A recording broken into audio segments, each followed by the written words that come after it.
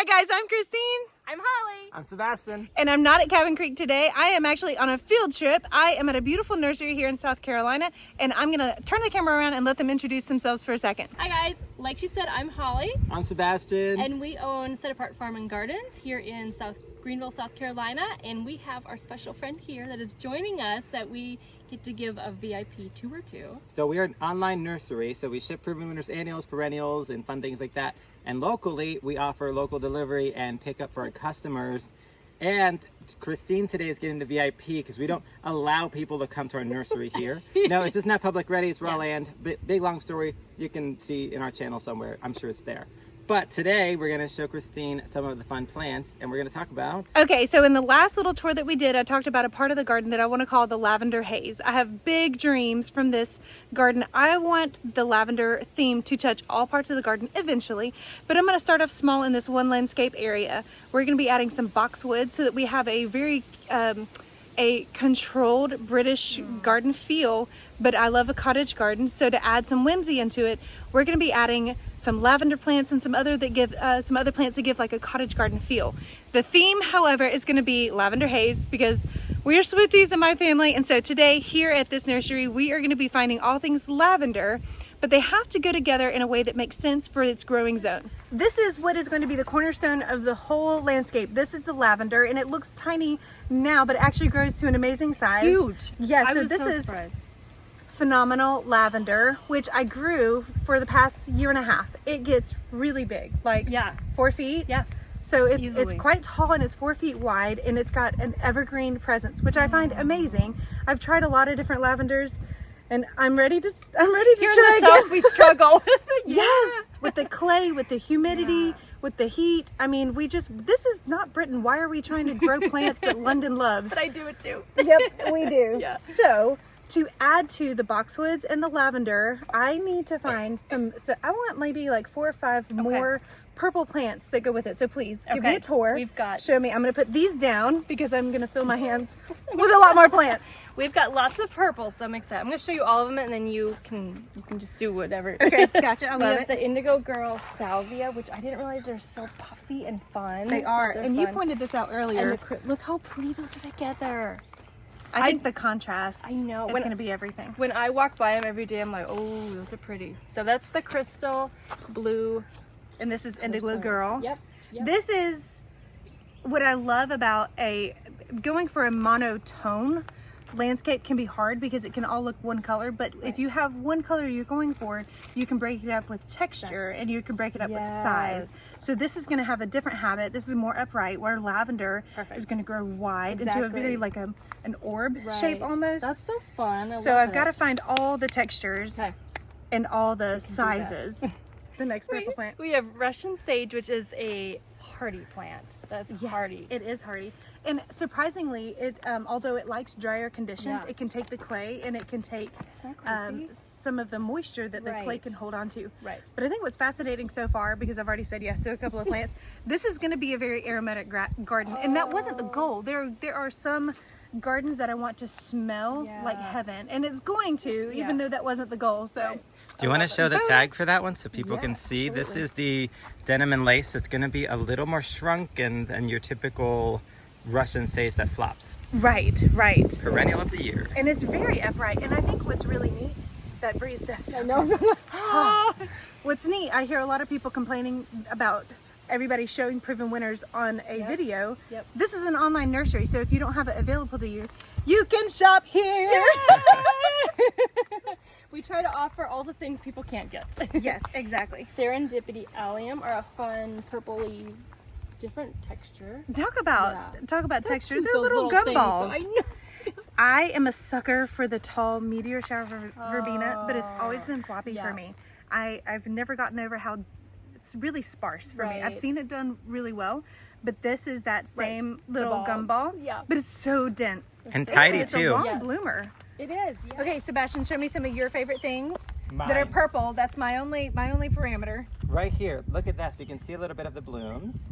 So this is Walker's Low Nepeta. So I hear a lot of people talking about cat mint or the cat's pajamas, cat's meow, but this is Walker's Low, and it's really popular here in the South. It has a looser habit, so it won't be as upright and tidy it's almost if lavender and nepeta had a baby, where it's that looser Yeah. vibe, and then also it will get a little bigger than your cat's meow. Okay. So I really like it, and you can see it kind of falls a little bit to the side and then it begins to bloom. So it's got like a trailing mounding habit is what I'm hearing you say. Exactly. Okay, okay. Very cottagey. Love it. I see purple over here. I already have a couple in my hanging baskets. Yes. I'm a sucker so for the verbena. I'm a sucker for the verbena, and these actually came back for us in the south. So in the south, they can be a very tender annual, if you will, so they might even come back for you. This is Superbena Sparkling Amethyst. They come in all sorts of colors. We got the cobalt down there. Beautiful plant. If you want to show here just the kind of pink mass. one? This is the I'm cashmere. getting distracted because Yes. I'm also a pink girly. I do love this kind of pastel-y pink. This is the pink cashmere, the new one for this year. And then you can go down here, we got the amethyst, and then the cobalt isn't blooming as much.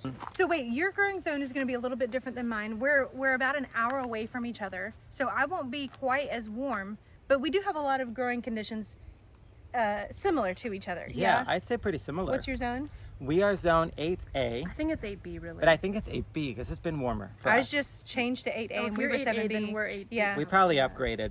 Their hibiscus is already like 4 or 5 inches tall and Yeah. it's got big leaves on it. Mine have just emerged, so you are for sure warmer down Definitely. here, even just an hour away. Yeah. Which Yeah. I would like it to be a little cooler because our spring feels like summer right now. Yeah, And the we plants just are like, skipped spring. get me out of these pots. Yes, I can help you with that. So Superbenas, real quick, they're awesome plants. They do like a lot of water, a lot of food. I do prefer them in the landscape over the containers, in my opinion, because in the containers they need a ton of food. Once they, all the roots eat up all that soil, they will kind of fade out in terms of blooms Yeah. in kind of the summertime. So you might want to pot them up or put them in the ground or Yeah. something. My hanging baskets, I really want to transfer them into the ground at some point because at the end of last summer, it was all root, no soil. Yep, That's why it was so hard to keep it watered because it was just all roots. they're vigorous. Can we talk? I know this isn't purple, but can we talk about these roses? Because I have a thing about these Atlas roses. Look what This- she found. This may have to make a appearance in the lavender haze, Ah. just Oh. because of the contrasts. There's going to be plenty of greens, but I think I need at least 2. And these are little bitty babies, so I get to watch them Yeah. grow. But peach and purple are definitely complementary or Yes. analogous, or where do we go on the color wheel with those? That's a big word. That's a big for a word. But look how beautiful those blooms are. It's one of the more odoriferous. No, that's stinky. What is the Aromatic. more It is aromatic? very aromatic. I Very. can smell I can mine smell from it. my house that are at the barn right now because it's so overwhelmingly strong. I love those roses. So I think that's a good idea. I'm not sure. I do want to just sidetrack a little bit. Okay. I don't know why, because I love this plant right here, and this is the ornamental oregano drops of Jupiter. I didn't mention that it does have purple blooms or think about it. But, Isn't it cute? but something to me about a nice bright chartreusey green with the purple, I don't know. And it's so easy to grow, loves the heat, loves any soil pretty much. Okay. Now, does it want So- wet or Oregano dry? typically will prefer like a Mediterranean soil Okay. in terms of lighter, but it can also tolerate wet feet here. So Okay. it does whatever.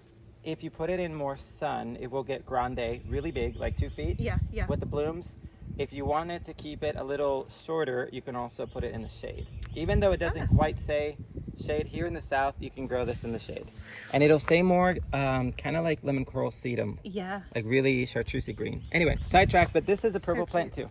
I think with all the greens that are going in, because some of the plants, like the lavender, will not always be in bloom, but there will always be a green presence to it. And then the boxwoods will have a different green. I've got a couple of daisies that I'm pulling from another landscape that have again, an even darker green. And so I think the symphony of greens begs for this light, almost yellowy green. The I contrast love is that going to be idea. amazing. Even imagining this leaf of the rose right here would be similar to the color of that boxwood. Yes. And look at the contrast. And look at the there. contrast between chartreuse and like a waxy, dark, shiny green. Gotcha. I think that's fun. I love it. Have we met all 4 or 5 of our purples yet? Or there's a few more on the list? So I have a couple of these that are going in the garden. I think I need to grab a couple of more just to make sure it's really full and filled out. This is going to be a perennial. This is Midnight Masquerade. I love these bell-shaped flowers because the bumblebees come and then all you see is their little butt sticking out of the flower. The pollinators love them. I love the dark. I love the dark too. And that's yes. pretty. Again, I feel like contrast is the word of the day. But then this is a very a very light purple, almost a lilac colored purple, to add to that lavender haze. What's this, Sebastian? Oh, I'm so glad you asked, Christine. This is Cat's PJs, Cat's Pajamas Nepeta. This lady's been talked about, but we haven't shown you her yet. And they get really full. It is a very full. It looks sparse now because it's just a baby. She's just And I a think you have to baby. remember when you're buying a plant, sometimes we think, man, I'm getting this for that much money, but really you're getting the root system. You're getting And after this. a couple of years, it really comes into its full glory. We always say give a plant 3 years to reach its full maximum potential. The first year it is in shock. It's like, excuse me, I did not ask to be put here. The second year it's okay, I can get this figured out. And the third year is like, I belong here, I was always here, I'm meant to be. And if by the third year it doesn't make it, I'm like, get out. Get Prime out, real exactly. estate. I've given you time. Yes. And I'm so glad you said that, because some people will see these and feel almost ripped off that they're not getting this huge thing, because a lot of the times on the website you'll see a gallon pot like this Yeah. and you'll see something so full and lush, but really they're showing you what that plant could be even in the pot, because Right. a lot of those pictures I know are photoshopped, Yes. and they're meant for the customer to understand what it can look like. Right. But when you really grow in reality, this plant at max is only going to get 12 to 14 inches tall. So in a pot here, it will not max out. But like you said, Right. we grow these so that this fills up the root system, or the whole pot in terms of roots. So when you Right. plant this, the top foliar growth, I could chop it up, it wouldn't matter, but you're getting You'll still have a plant. exactly. And that picture is meant to show you your spacing, because if I put this right next to another plant, they're just not going to be happy in the long run. It might look good for one season, but after a while it's going to look super crowded and their roots are not going to be playing well together. Exactly. And you said playing well. I think we should show them playing the blue salvia, because I think we forgot. Yes, on the list. What a Okay, sec. so as Sebastian mentioned, playing the blues, rockin' salvia. This is a really neat salvia plant because it's very upright, but the flower tendrils, they have a very graceful arch to them. Not so heavy that they're going to fall over, but they have just, I don't know, they remind me of a flower arrangement. And now, my absolute favorite annual. I would grow an entire 10 acres of this. That would look beautiful. That would be This pretty. is my favorite annual. This is Cleome. And what I think is really neat about this one is Cleome, normally it's very thorny. And this one is thornless, so it makes it easy to love. It makes it easy to work with and plant. This will fool you with its size, because it gets absolutely enormous, like 2.5, maybe 3 feet tall, super wide. They look great as a specimen plant, but they also look great in a row. I have some like in pots, like here and there, that are just kind of like, look at me, and there's little small interplantings around it. But this is everything. This is the purple, and it's like a gradient. It's like an ombre purple to white. It is so precious. And it's on the pinkish purple side, but it's still purple, people. Yes. Still complimentary to it. Let me throw in a picture from the garden last year, because now you can see all of its full glory. So here we are in the greenhouse. Do you want to look around real quick? Yes, so take a look. All the pretty things on the right here, we got some orders that are already pre-picked. So that's why there's some empty trays. Some people have 2 plants, some people have 20, some people have 60. You know, All of these are going. this is making me feel like if I can get away with a whole purple themed garden, the next one is going to be like pink, peachy, apricot, all of those, like Yes. centered around the Atlas rose. Oh my gosh. Because you can kind of see people's orders. Some of them Yes. got the Atlas Rose, some have that apricot begonia, and you can see their color schemes that they're going for. And some I wouldn't pick for myself, but seeing them together, This one So I'm crazy about. If fun. I had any shade, oh my gosh. If I had any shade. One of my favorites. Wait, fold apart, son. Shut up. it's a lie. Shut. Is it really? Well, Keep it in the this shade. one, Selenia, I will say as a grower, they do say that it can take the sun. Here in the south, I don't Oh. think it can quite take our sun. If you live in the north, it can take your sun. Here, they just kind of melt in our sun. So Yeah. I'd say, like, at most, I would say part shade. Like morning sun. Yes. Because morning sun is very different than afternoon sun. Morning sun is not quite as hot. Oh, if only it was not just meant to be. I have shade on my front porch, but I can't because of my cats. They poop in my pots. If you're wondering, now you know my shame. I wanted to add a few things. Cleome, Rockin' the Blue Salvia, and a lot of the plants that we already mentioned. We have deer here. Oh. So I'm always thinking about that. are deer resistant. Not proof, but deer resistant. They Right. don't bother these because they have a scent to them. Now these aren't as stinky as the cleomes that people are used to, and they don't drop seed. But this definitely has a And scent. this has, you know, it's in the sage family. That's what salvia is. So any salvias will smell like sage. Very And cool. Deer don't like it. And you know, because this is such a scenturific garden, I think that is going to be its own little deterrent to all the deer. It's also quite close to the house and to the barn. The donkeys don't put up with anybody coming near their place, and so hopefully that will also be a deterrent. But when in doubt, add some rosemary, basil, or whatever you can to your landscape that has a strong smell to it, because the deer would rather have not scented foods. I'm distracted by that butterfly moth thing, but what she said. And what she said. She's absolutely right. I wonder if it'll get on my finger. It's like, let me out. This is not natural. Let me love you. Let me love you. Set it Let free. it out. Watch it be like, I was trying to get some peace and quiet. Aw. All right, well, I think I'm ready to go shopping. I think I know what I want now. These smell really good. Oh, I'm gonna sneeze. Don't forget to follow up on their channel with a sister video to this video on the 5 perennials for a perfect cottage garden. Well, I am done shopping, and this is not including all of the lavender that I'm also taking home with me. I'm getting 20, I lost count. 20. So I've got plenty for this landscape, and it's gonna spill over into some other landscapes. You'll see, because right after shopping, you'll see me planting. But here we are done shopping. They're I have gorgeous. got, Oh my goodness. Good selections, Christine. You can see the future You're a vision good shopper. in a concentrated form. a good shopper. If I could be a professional shopper, but like everything that I bought came home to me, that's the dream job, right? So I have a symphony of purples coming home with me, and a couple of things that weren't on the list, but I saw it and was like, ooh. So I've got some cannas. Which is obviously in the purple theme. But they're my favorite. Listen, coral, there's going to be a coral apricot garden coming after this one, I'm sure. So I'll be back here. That's all for today's video. Thank you so much for joining in. Hold on, my glasses are slipping because I'm sweating.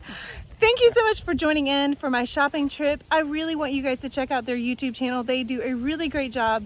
They are very great educators. And you can also replicate this entire design by shopping on their online store, which I will link in the comments below. See you guys in the next video. Bye. Well, I am home from my lovely shopping trip. The moment I got home, the heavens opened up and it rained for 2 days straight. So, which is completely ideal because this ground is more than ready for plants to go into it. While it was raining, I took that opportunity to put some granular fertilizer on the ground that could begin seeping in, and I just spread it indiscriminately everywhere. This is a slow release, it's biotone fertilizer. Biotone has a mycorrhiza fungi in it, which is really helpful for new root development. So if you're unfamiliar with it, anything that is helping promote root growth is what you need at the very beginning for your baby plants. In this video, I'm just going to be planting these up. So you'll watch the process of watching me aug the holes, dig the bigger holes for the shrubs, plant them, put the pine straw down, and then call it done. But there's a follow-up video coming in which I want to talk about my process for designing a landscape. I worked as a landscape designer for a number of years, and I really loved finding a rhythm to where you're understanding the place where you are putting plants and how to choose them accordingly. Jailbreak. And so I want to tell you everything that I learned in my time working as a landscape designer on how to put the fun and functional, but also how to choose the plants based on perhaps a theme or based on need. So let's get into it. I'm gonna have to put a jacket on though because it was 90 last week and today it's 50. So North Carolina, need I say more?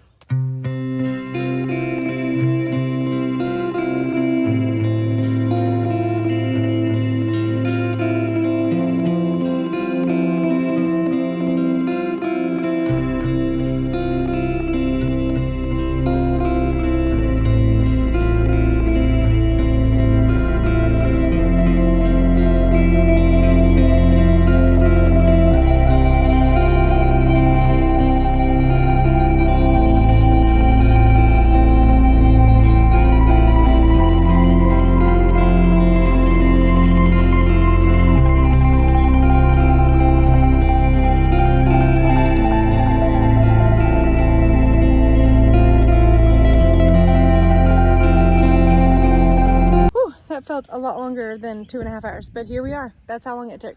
All the plants are in, and the final thing that I have to do is to add some mulch. Now, if you're new to gardening and you're wondering why in the world am I spending so much on mulch, sometimes the upkeep and the cost of mulch can be more than the installation itself, but mulch is really, it's a time saver, it's a water saver, it's a plant saver. It will insulate the soil and keep it even consistent temperature, and it also really slows down the rate of evaporation. We are coming into some really hard summer months here in North Carolina, and so I want to lower my water bill, but I also want to protect the water that's already in there. So adding a nice thick layer of mulch is going to keep the roots nice and saturated, but it's also going to stop a whole bunch of weeds from coming up. I really don't want to spend my time weeding. It is one of the most asinine, menial tasks, and of all the tasks that I have to do on this farm, that is my least favorite. But I always end up kicking myself because I don't put down enough mulch. But this year I have a trick. I kind of stumbled onto something by watching M.I. Gardner. He uses pine shavings in his raised beds, and I tried it on a small garden area last year, and I had no weeds. I still have no weeds, so I'm adding pine shaving before I put down pine straw. That 2-layer effect, yes, it's costly, yes, it's a lot of work up front, but I guarantee I will not be pulling weeds unless I have pokeberry in there. Oh my gosh, did you see that massive root ball that I pulled out? I've been like going and trying to pull it up. I never knew a pokeberry's root system looked like the mandrake from Harry Potter. So I'm gonna go get the pine shavings and get started. I think I said pine shavings, but actually these are cedar. Cedar is gonna kind of have a twofold job. There's a lot of insects that really don't like the strong aromatics of cedar. There's cedar oil in this, and so it's a little bit of pest prevention as well as a layer of mulch. Can't get the bag open.